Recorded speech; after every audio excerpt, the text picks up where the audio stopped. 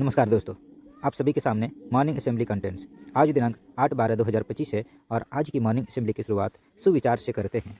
सुविचार में दिया है, शिक्षा का उद्देश्य होना चाहिए कि वह व्यक्ति को स्वतंत्र और आत्मनिर्भर बनाए। The aim of education should be to make a person independent and self reliant. अगला टॉपिक है महत्वपूर्ण दिवस की, यानी 8 दिसंबर को मुख्य रूप से बोधि दिवस यानी गौतम बुद्ध को ज्ञान प्राप्ति का दिन मनाया जाता है।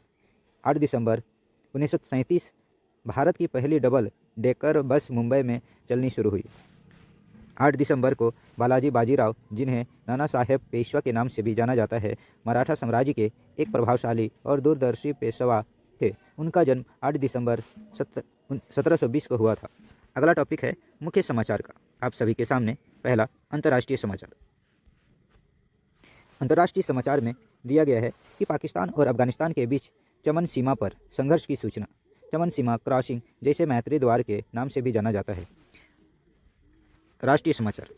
राष्ट्रीय समाचार में मोबाइल फ़ोन का आयात अब शून्य। गत शुक्रवार को संसद में दिए गए जानकारी के मुताबिक पिछले वित्तीय वर्ष 2024-25 में मोबाइल फ़ोन का आयात मात्र 0.02% रह गया है, जबकि 10 साल पहले अपनी ज़रूरत का 75% मोबाइल फ़ोन आयात करना पड़ता था।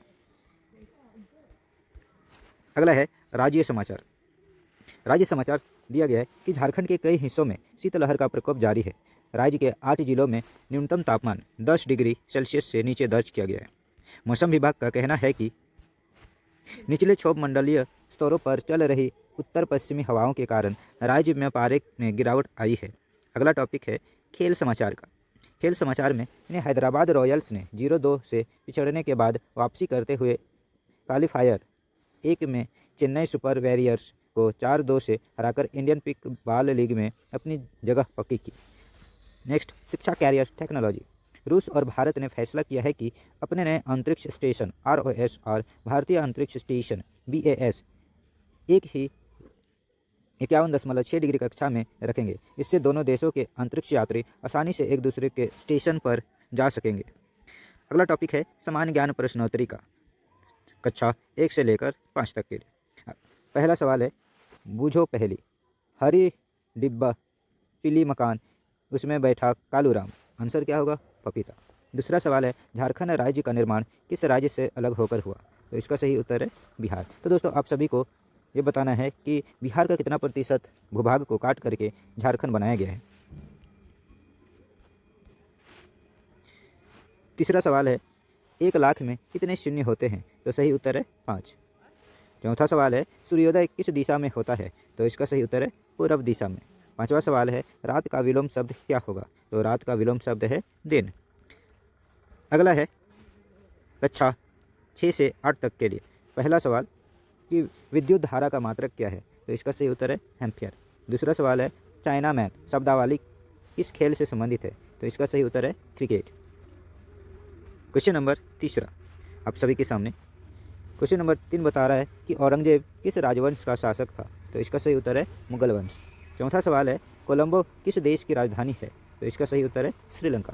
पांचवा सवाल है, state bank of India RBI का मुख्यालय कहाँ स्थित है? तो RBI का मुख्यालय मुंबई में स्थित है। अगला है कक्षा 9 से 12 तक के लिए। पहला सवाल दिया गया है, ज्योतितीव्रता का मात्रक क्या होता है? तो इसका सही उत्तर है कैंडिला। दूसरा सवाल है, मुगल बादशाह बाबर का मकबरा कहाँ स्थित है? तो अफगानिस्तान, काबुल में। तीसरा सवाल है, किस ग्रह को भोर का तारा कहा जाता है? तो इसका सही उत्तर है शुक्र ग्रह को। चौथा सवाल है, काली क्रांति, कृष्ण क्रांति या ब्लैक क्रांति का संबंध किस क्षेत्र से है? तो इसका सही उत्तर है पेट्रोलियम उत्पादन से। पांचवा सवाल है, साधारण नमक का रासायनिक सूत्र क्या होता है? तो इसका सही उत्तर है NaCl। अगला टॉपिक है प्रेरक प्रसंग का। इसमें दिया गया है, शीर्षक है बचपन की वह दीक्षा। एक दिन 6 वर्षीय बालक मित्रों के साथ बगीचे से फूल तोड़ने गया। बड़े बच्चों ने फूल तोड़ लिया, मगर छोटा होने के कारण बच्चा फूल नहीं तोड़ सका। तभी माली आ गया। बड़े बच्चे भागे। माली ने छोटे बच्चों को पकड़कर गुस्से में पीट दिया। बच्चे ने कहा, आपने मुझे इसलिए पीटा क्योंकि मेरे पिताजी नहीं हैं। माली को बच्चे पर दया आ गई। उसने उसे प्यार से समझाया, बेटा, तब तुम्हें और जिम्मेदार होना चाहिए। माली से पिटने पर बच्चा नहीं रोया था, मगर उसके समझाने पर बच्चे की आंखों में आंसू आ गए। उसने उसी समय कसम खाई कि आइंदा वह ऐसा कोई कार्य नहीं करेगा जिससे किसी को नुकसान हो। बड़ा होने पर वह बालक आज़ादी की लड़ाई में कूदा और एक दिन लाल बहादुर शास्त्री के नाम से प्रधानमंत्री पद को सुशोभित हुए। कहानी हमें सिखाती है कि हमें गलती नहीं करना चाहिए और सावधान रहना चाहिए। हमें नेक चलन और ईमानदार बनना चाहिए। तो दोस्तों, आज के लिए यहीं तक। सभी को जोहार।